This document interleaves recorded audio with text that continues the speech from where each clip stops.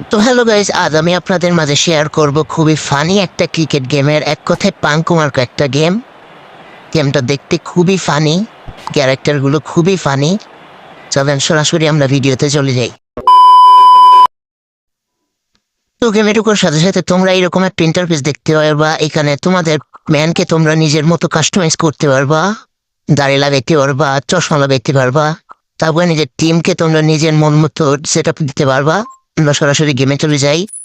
এখানে টস হলো, টসে ওপোনেন্ট জিতে গেছে, তারা আমাদেরকে বলিং করতে করতেছে।